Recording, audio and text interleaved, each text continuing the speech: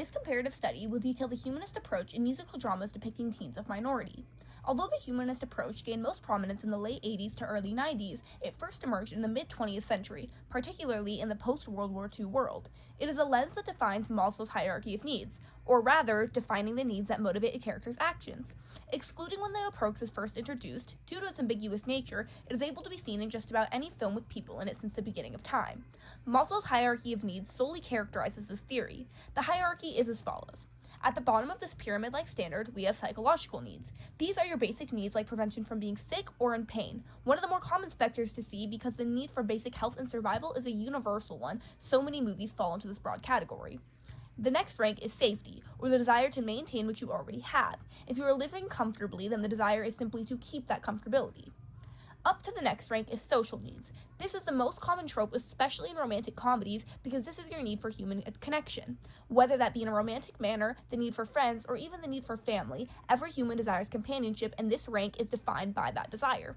The next tier is self-esteem, which in this case is merely the desire to fit in and be admired. Being accepted by a community is a want held by most of the human population because it is literally hardwired into our brains. Everyone wants to be the best, and this tier is simply that want being the driving cause of the character's actions. The last and final level of this hierarchy is self-actualization. This is the most prominent yet least pressing desire. It is the deeper want of becoming your greatest self and acting on your higher purpose. This is the most difficult one to spot in movies because typically all other tiers need to be fulfilled before this one becomes apparent. The two films being analyzed today are La Bamba, which came out in 1987, and Let It Shine, which came out in 2012. They both use the humanist theory to express the driving motivations of the main protagonists as teens of minority enacting on their musical ambition and their rise to fame. They contrast most heavily in terms of community, content, era, and basic motivation for music making. Where La Bamba is a biographical drama based on the real story of Mexican rock star Richie Valens, Let It Shine is a completely fictional musical teen drama depicting the main character, Cyrus, who is of African American origin. Where these two films differ so heavily is whenever it comes to their reason for wanting fame. Richie, coming from an impoverished lifestyle, wants to be famous to help his family, even saying when given the ultimatum, what's more important, your friends or your music, he replies, my family. Yourself, what's more important, your friends or your music? My family. Once he starts making enough money, he buys his mother a house, showing his overwhelming love for her. When he is sick while on tour, he calls his brother just to talk to him, knowing the last time they spoke they argued, and even asks him to fly out for his last show because he just really needs some family right now. This encapsulates the first three tiers of Maslow's hierarchy. Psychological needs are his desires to get out of poverty and take his family with him. Safety is his desire to maintain a solid relationship with his family despite being so involved with his music career. And finally, and most important, is social needs, which is a desire to grant his family a better life for the sole purpose of being with them. The love he feels towards his mother and brother cannot be understated, and it is the clear driving cause of his musical motivations. Looking towards Let It Shine, Cyrus did not come from a poor family. His father was a pastor, and they were by no means impoverished. His main motivations came primarily from a self-serving perspective. His father hates rap music because he believes it to be the devil's music, and Cyrus willfully ignores his complaints by working in a rap club, lying to him about where he works and what he's interested in, and continuing to write music and produce his own rap songs on the side. His primary goal was to get his music out there, and he wanted to be known for his skills regardless of whether he had his father's approval or not. In one of his raps, he even states, "I can show I got what it takes, but I already used my 15-minute break, and the other guy's a fake, I could leave the crowd amazed."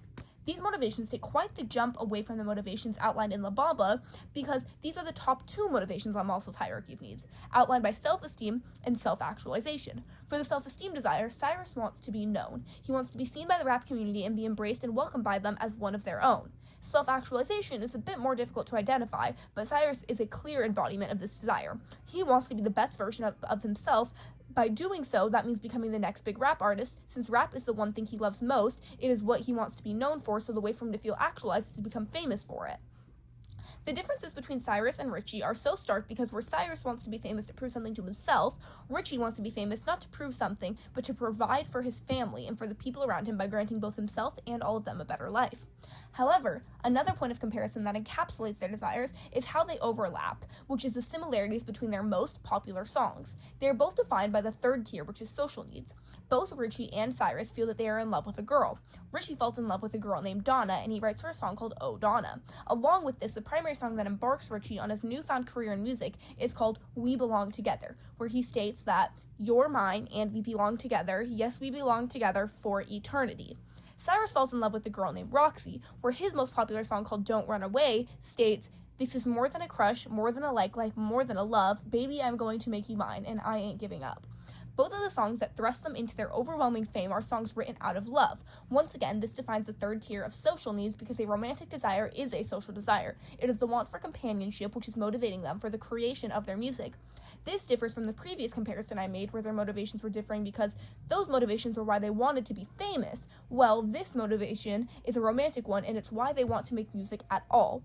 The air difference between these two movies came out is very apparent, with Richie getting discovered at a gig at a random venue, no recordings, no intent, just the music, and Cyrus by winning a contest producing an entire song for a radio show. Another distinct difference between the two films is the actual production of the music. La Bamba, being made in the 80s and set in the 50s, only uses real instruments, while Let It Shine, being both made and set in the 2010s, applies a lot of emphasis on Cyrus's engineering skills in a production studio using soundboards. This ties us back into the motivations of these two characters and how they are expressed through the beginning of their creation of music, where Cyrus focused primarily on the lyrical aspect of the music, starting out solely rapping without much regard for the beat. Richie begins his musical journey by learning the guitar and playing for his family. This expresses how Cyrus is a poet and Richie is a full-bred musician. Richie is there for the chords he can make and the song he can create, while Cyrus is there for the lyrics he can spew and the messages he can tell. He even expresses this in his song Guardian Angel, where he says, "My purpose is the inspiration of a nation, innovation, till I change the talk into a conversation." My fourth and final point of comparison is outlining the racial differences they face. Richie comes from a Mexican family. Most of the issues he faces regard the color of his skin and the racist stigma around Mexican culture in the 50s. A direct example of this is Donna's father not allowing her to see him because he didn't approve of Richie. In order to combat this, Richie believed that by becoming famous and gaining status and money, it would coerce her father into acceptance. He also was the first Mexican rock star. Richie went out of his way to pave a path for the next generations of people, even remixing the song La Bamba, which was a traditional Mexican folk song, and turning it into a high-tempo rock song in order to cause an increase in popularity and acceptance of Mexican culture. This is an outline of the fourth tier on Maslow's hierarchy of needs, which is self-esteem. Richie had a desire to be accepted by the community, especially the rich white community, so he could be with Donna unpunished. Cyrus, on the other hand, came from an African-American family in a primarily African-American neighborhood. Rap was a distinct part of their culture, and he was suppressed from this portion of his culture by his father, who stood on the opposite side of it and even despised it. He wanted to prove that he could be as good as the other people within his community, even stating in his song Self-Defeat that, "I tried to be a gangster, but my curfew was 11. This is just a testament to how different his circumstances were from his community. Once again, this is a self-esteem need that he wants to be accepted into the community he was born into, but he keeps getting pushed aside and outcasted for reasons mostly outside of his control. Whereas Richie wants to be accepted in a community that was not his, but it was for the woman that he loved. To conclude this comparative study, both La Bamba and Let It Shine depict teens of differing minorities who have differing motivations to become famous off the music that they create. While in La Bamba, Richie Valens makes music for the girl he loves and for his pure love of the music itself, while he becomes famous to provide for his family, which overlook the first four tiers on Maslow's hierarchy of needs, which are psychological needs, safety needs, social needs, and self-esteem needs. But in Let It Shine, Cyrus makes music because he has a message he wants to share with the world and wants to prove himself to the people that he can do it. Along with this, he makes music because it is the best way he can express the love he feels for a girl. He wants to become famous for these exact same reasons. He loves the music because he loves the fame of what he can do, and he wants to prove that he can do it. This highlights the last three tiers on Maslow's hierarchy of needs, which are social needs, self-esteem, and self-actualization. He wants to become the best version of himself. Though these films in base level content are very similar, the motivations behind them and the themes behind them are very different.